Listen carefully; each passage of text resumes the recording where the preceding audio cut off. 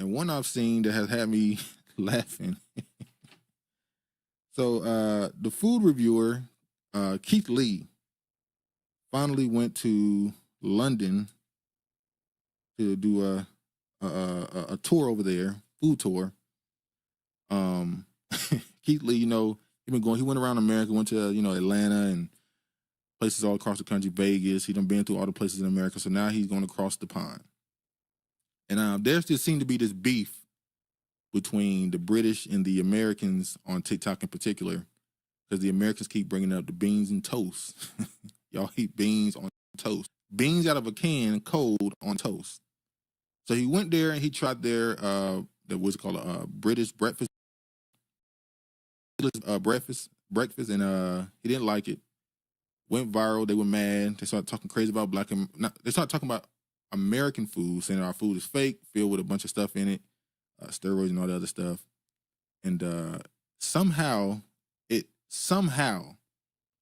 became about Black Americans and Africans and Caribbeans in the UK.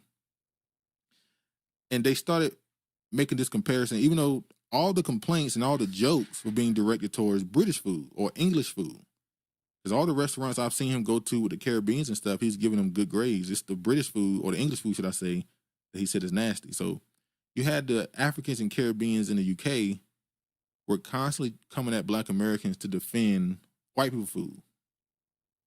And they started talking about the culture situation and, we have a Black British culture here and yada, yada, yada. And then this dude made this video that Keith Lee, and I want to show it right here. Hold on. Let me show this. I've said it before and I'll say it again. There is no such thing as Black British food. There's no such thing as Black British culture. There is only African culture or Caribbean culture in Britain. You guys let Keith Lee come to London, eat beans on toast, eat a kebab with garlic mayo on it, have a fryer from a hotel. Then my man went back to America and said British food is disgusting, and you guys are losing your minds like he's not right. I mean, can you really compare cottage pie and sausage and mash, bangers and mash to soul food, American soul food, Black American food?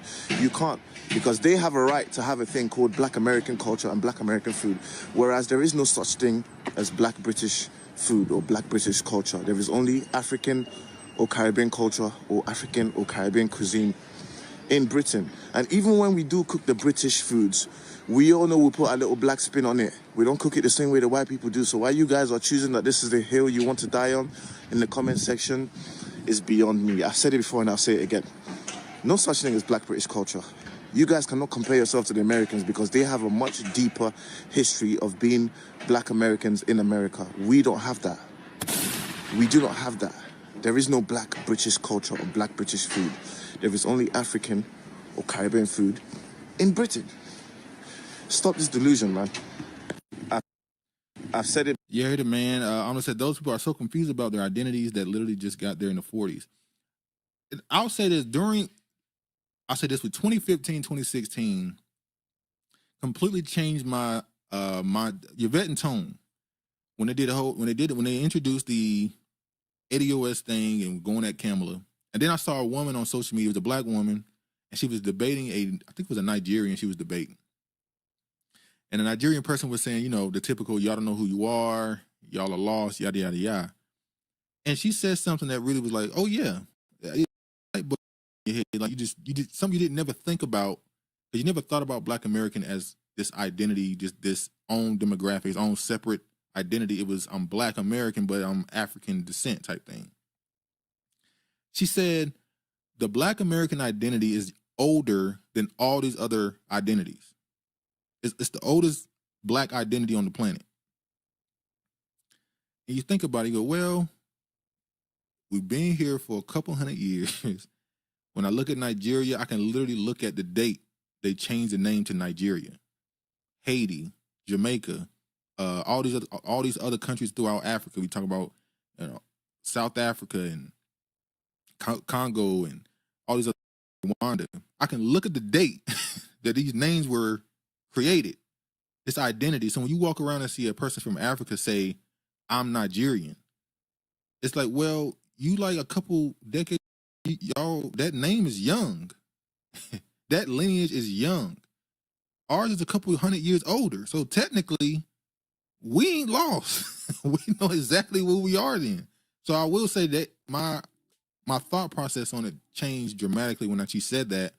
When you start looking at Black American as its own lineage and identity, it's about whether you think it's the 400 or 500 years old, that would be the oldest one on the planet.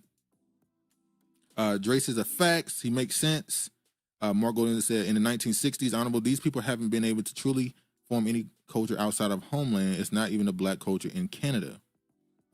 Dre said, if there's a Black British culture, it's just a rip-off, dietary, and bootleg version of Black American culture. Regina says, Keith Lee critique white British beans on toast or Black immigrants beans on toast. I'm confused. Either way, at this point, Black immigrants are psyop to me, not sorry. Next. He critiqued white British food. That was the point. He was critiquing English food because in the comment section, he constantly gets recommended places to go eat and stuff. The majority, at least somewhat, the majority of the UK is still white. So they're telling him to go to eat their traditional national dishes. You know, we want you to eat our food. And the other people are mad that he's not going to the Caribbean, even though he is going to Jamaican restaurants and stuff, but he's being constantly recommended these white restaurants by these white people. And he's going there and saying it's nasty. And the Black British people are getting mad that he's not going to other restaurants.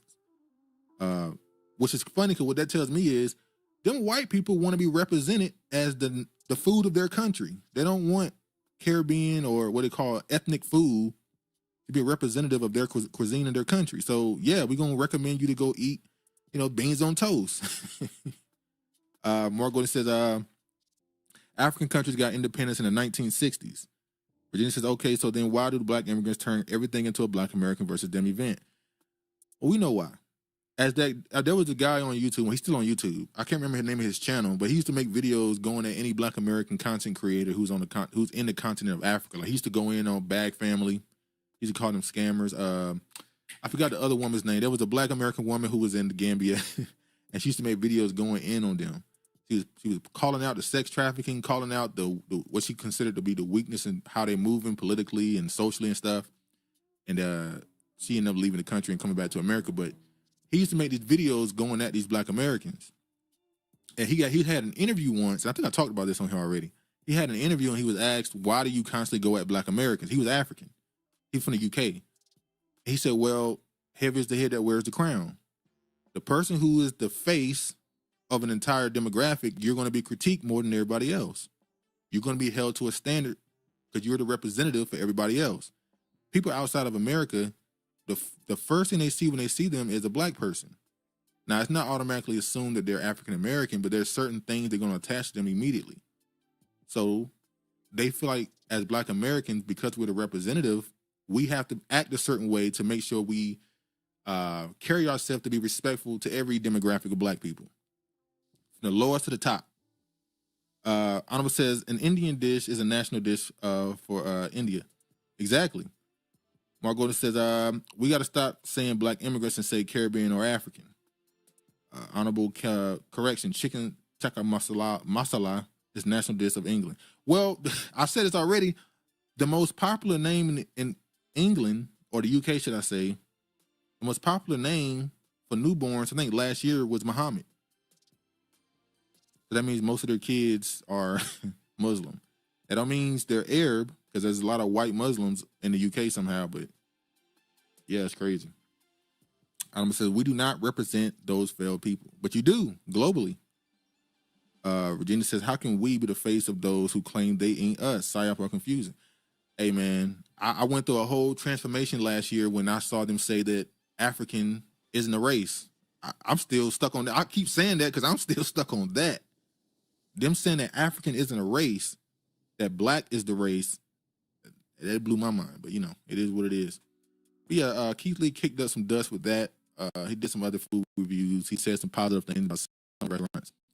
But yeah, it just made me really look at a lot of these people compare their cultures to Black Americans, particularly ones outside of Africa. Obviously, we're talking about the UK, France. There's a lot of Africans in France. We call themselves the Black French identity.